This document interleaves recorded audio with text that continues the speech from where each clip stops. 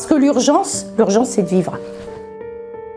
En 2018, on estimait à plus de 382 000 le nombre de nouveaux cas de cancer diagnostiqués en France. Au CHU d'Amiens-Picardie, le département interdisciplinaire des soins de support pour le patient en oncologie, plus communément appelé DISPO, a créé en 2014 un premier poste de professeur d'APA, l'activité physique adaptée. Par groupe de 6, de nombreux patients en rémission participent 2 fois par semaine à des séances d'activité physique au sein du DISPO. Une pratique leur permettant de limiter la dégradation de leur qualité de vie, comme la perte d'autonomie, la fatigue ou encore la dépression. Depuis 2020, Telerik a souhaité accompagner financièrement ce service du CHU Amiens-Picardie, au travers notamment d'un séjour thérapeutique en baie de Somme. Aujourd'hui, grâce à ces efforts communs, plusieurs patients ont pu reprendre leur activité professionnelle. Nous avons suivi Anne et Eddy, 2 patients que nous avions rencontrés au début de leur émission au DISPO, et qui aujourd'hui ont repris le chemin du travail.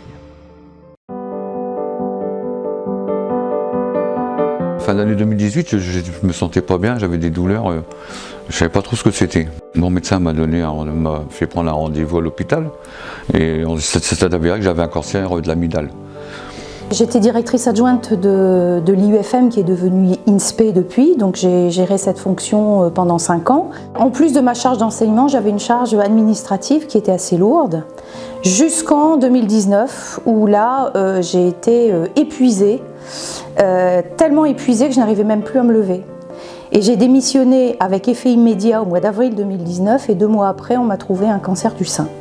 Comme c'est un cancer de l'amygdale, c'était brûlé la gorge, donc il fallait enlever toutes les dents avec des couronnes ou des choses comme ça. 2 mois d'arrachage de dents, j'étais content. Ça commençait bien. Quand on vous apprend un cancer, on se sent affaibli moralement, parce qu'on se dit pourquoi moi, qu'est-ce que j'ai fait pour mériter ça? Psychologiquement, on se sent plus faible, et puis après, physiquement, on se sent plus faible aussi, parce qu'il y a l'opération, les traitements adjuvants qui fatiguent, qui essoufflent. Fin 2019, il n'y avait plus de bonhomme, quoi, en fait. J'avais plus de muscles, j'avais plus rien, j'ai dû réapprendre à manger, réapprendre à digérer, réapprendre le b.a.-ba, quoi, comme un petit enfant. Donc ça a été long, beaucoup de combats, mais sans DISPO, non, c'est impossible. Je serais resté comme j'aurais continué de plonger dans la dépression, j'aurais jamais pu remonter.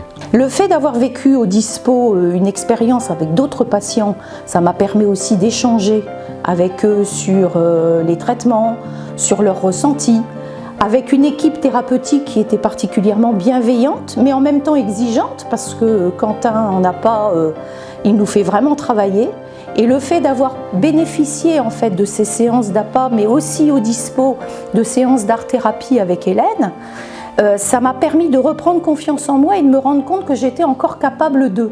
Ce qui fait que quand je suis revenue au travail, je savais que je pouvais le faire. DISPO, ça apporte ça aussi, ça apporte la convivialité, tu as du support, tu as tout ce qu'il faut pour t'aider, quoi que ce soit pour l'alimentation, pour le sport, pour les psys, tu as une équipe super, quoi, il n'y a rien à dire. Je ne sais pas si je peux le citer, CHU Amiens Sud, c'est une équipe super, franchement. J'ai repris mon activité professionnelle à mi-temps thérapeutique en septembre 2021. Aucune appréhension. Absolument aucune, parce que je savais que je retrouvais des étudiants, alors que je ne connaissais pas, mais dans des structures et dans des formations que je connaissais. Une grosse appréhension, bien sûr, forcément, comme tu dis, le rythme du travail, il n'est pas le même. On sait très bien qu'entre le travail et la maison, il y a une différence de rythme pas possible. Je le savais, ça fait quand même plus de 30 ans que je suis dans la boîte, donc je connaissais le travail et je savais très bien que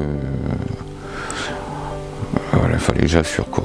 Ça a été bizarre parce que j'étais encore un pied dans la maladie, quelque part, et à la fois un demi-pied, puisque j'étais à mi-temps thérapeutique, dans le travail. En même temps, ça m'a fait beaucoup de bien, parce que ça m'a permis aussi de tourner la page, d'une certaine manière, du CHU et de revenir dans le monde des valides. Avant le cancer, c'était tout pour le travail, tout pour la famille.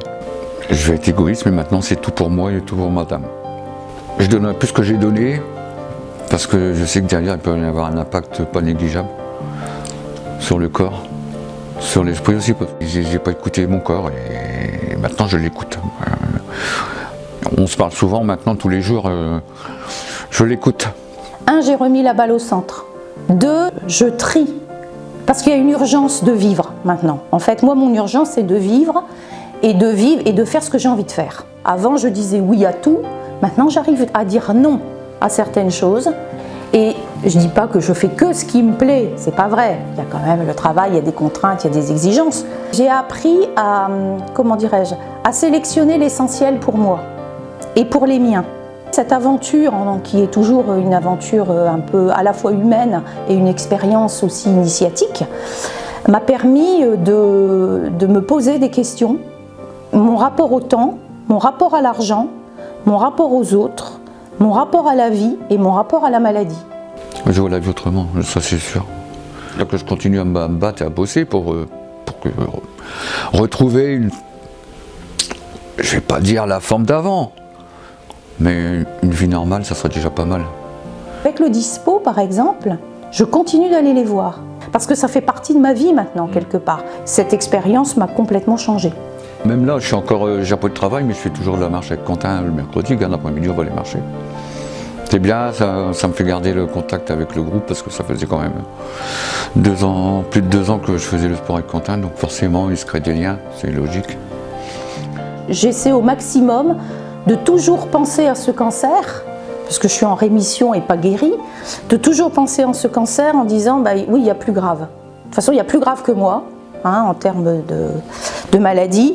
Et puis les petites choses du quotidien, la cafetière qui déborde, un étudiant qui arrive en retard, c'est pas grave ça. Il y a beaucoup plus important dans la vie. L'essentiel n'est pas là. Parce que l'urgence, c'est de vivre.